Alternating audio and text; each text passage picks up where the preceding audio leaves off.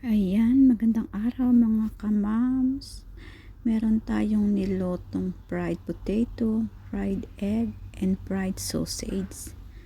At syempre, hindi mawawala sa atin ang ating masarap na kanin.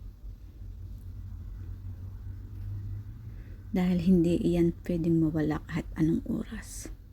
At syempre, meron tayong sausawan na soy sauce. At meron tayong binagoongan na galunggong na may mga okra, kalabasa. Diba ang sarap? Kompletong kainan. At syempre, hindi mawawala ang dessert na orange para pampatanggal ng umay. At syempre, meron din tayong sinigang na isda. So, ayan, ang dami natin putahe for today sa ating pagkain.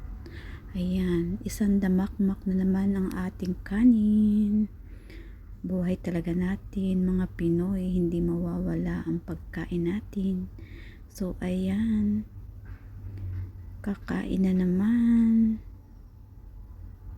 Pag walang pasok, ganyan ang gagawin natin. Walang ginawa kundi kumain. Dahil pag may pasok ay walang oras magluto ng masasarap. Kaya ngayon bawi-bawi lang dahil wala tayong pasok. So ayan, yummy. Kain na tayo. Sarap. Yan. So diyan lang tayo kumukuha ng lakas ng katawan. Kailangan natin kumain ng ayos. Kaya bawi tayo pag walang pasok mga kamams. Ayan, kain lang tayo. 2 araw na walang pasok. So ayan, diba ang sarap naman. Simpleng luto pero masarap siya, diba? So ayan, kain na tayo. Ang sarap. Ayan, kain na. Pagkain ng mga kabayan sa ibang bansa, diba? Laging may gulay, may isda. Ayan,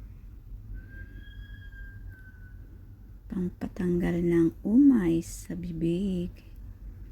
So ayan, tapos syempre may sabaw din tayo niyan para may mahihigop. Yan yung sobra kahapon, syempre sayang.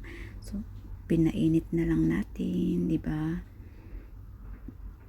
Ayan,